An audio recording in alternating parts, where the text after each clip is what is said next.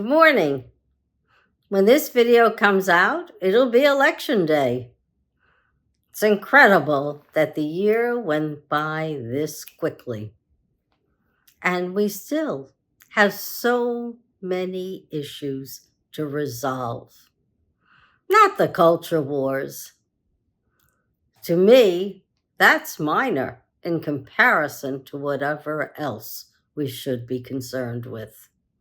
And if we elect good legislators to office, maybe we'll have to concern ourselves less because they'll actually be doing the people's business.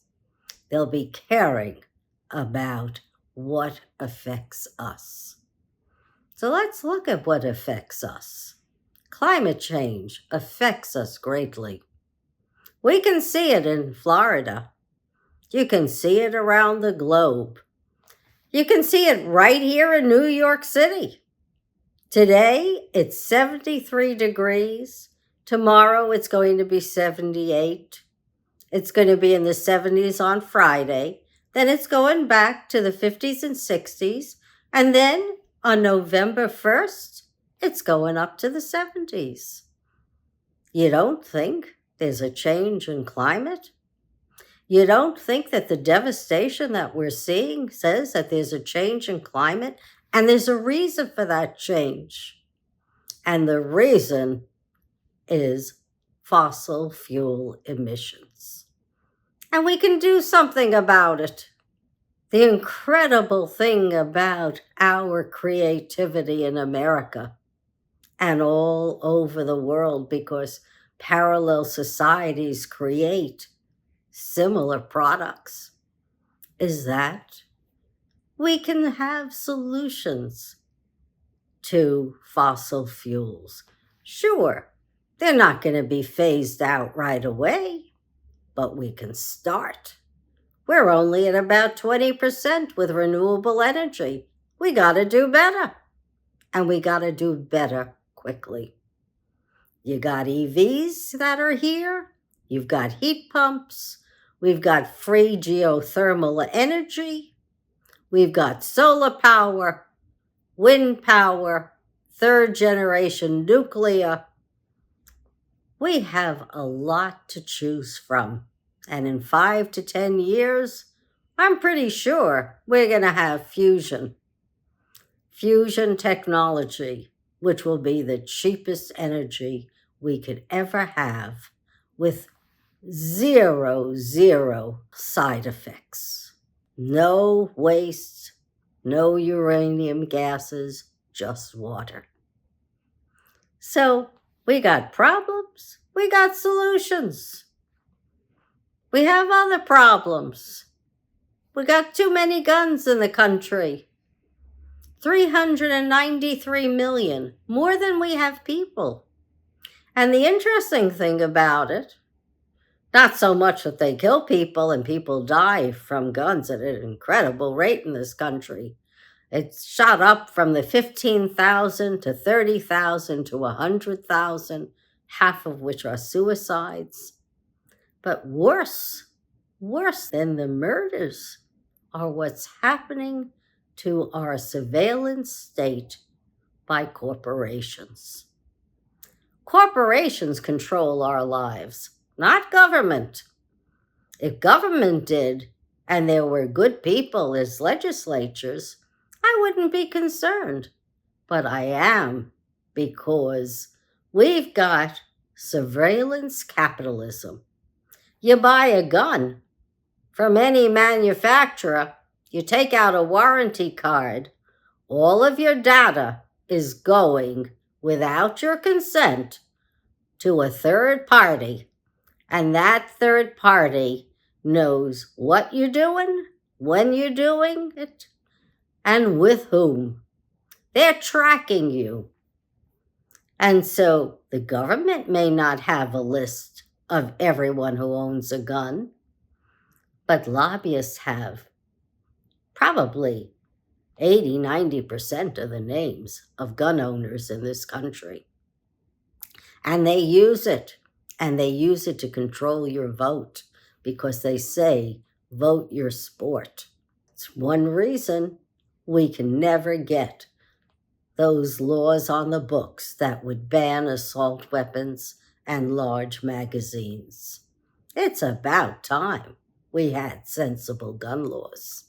I'm not saying that you take away everyone's gun, but I think we should have the database in government that every single manufacturer seems to have in America and has given out to third parties.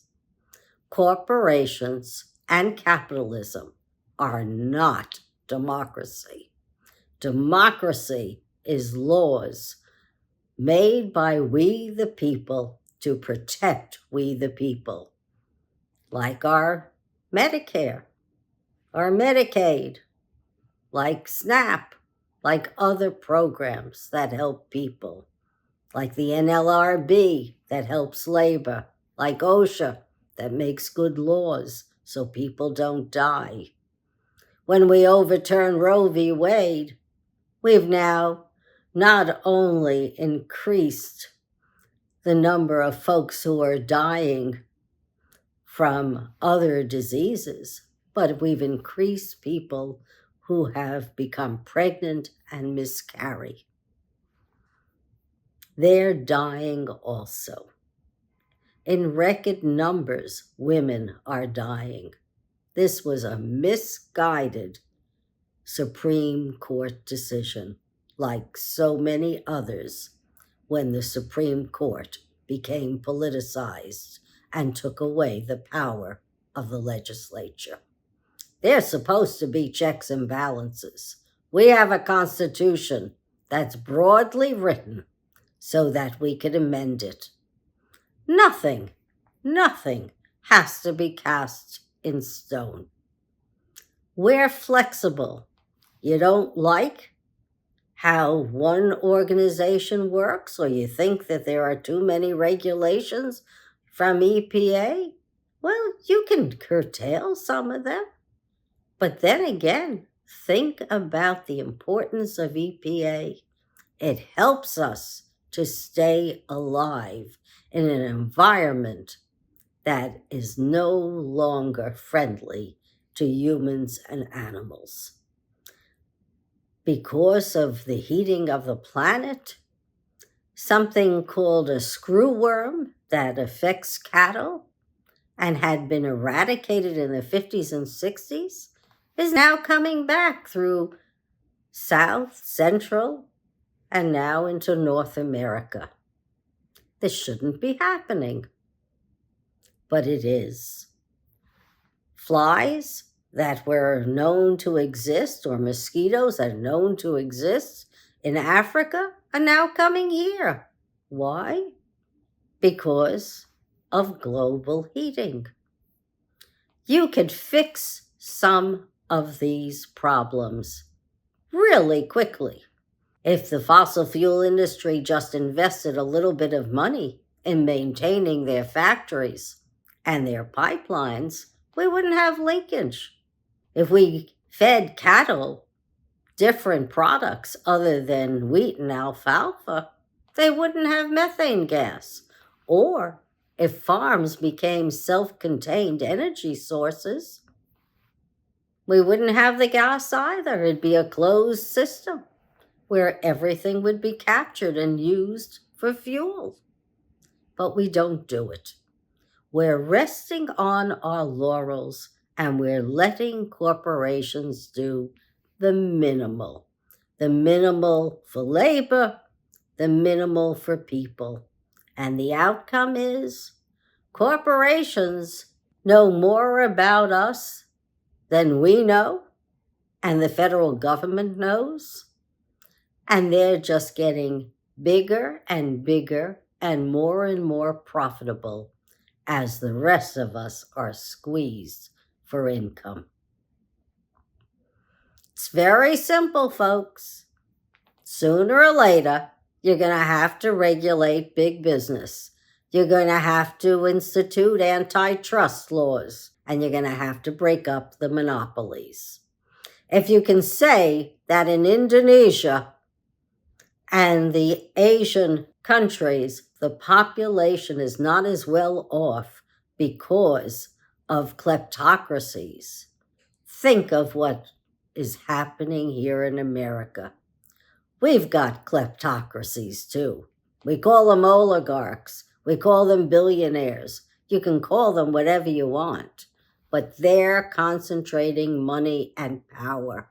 And because they are, it's taking money from us.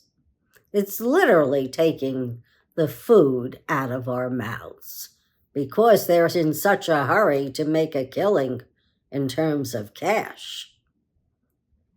They don't care about calling in the FDA when they make products, and people are dying from listeria and E. coli. It's time to rein in big business. You let Donald Trump in, that's all you're going to have is division of the spoils. We, the people, get very little, if anything at all, and big business gets everything. And then we'll be saddled with debt and isolation. Not when we want to be the controlling #1 country in the world. Or, if not that, we want America to be that beacon of light, that shining light that everyone looks up to, because we have folks in the legislature and in government with wisdom to make our country the best it can be, and our planet and all other nations. I believe in Western democracy. I don't want Putin's chaos everywhere all the time. I want peace and the ability to control our environment, control our corporations, regulate appropriately, and give labor the money it needs to survive. Give all people the money they need to survive and thrive and really make something of their lives, have the ability to climb out of the lower and middle classes. And you can't do that when monopolies control our lifestyle and our way of life. You gotta do it with a Goldilocks government that is for the people, by the people. I'm hopeful that that's what you want, is what I want, a democracy that stands for one nation, indivisible, for all of us. Thank you.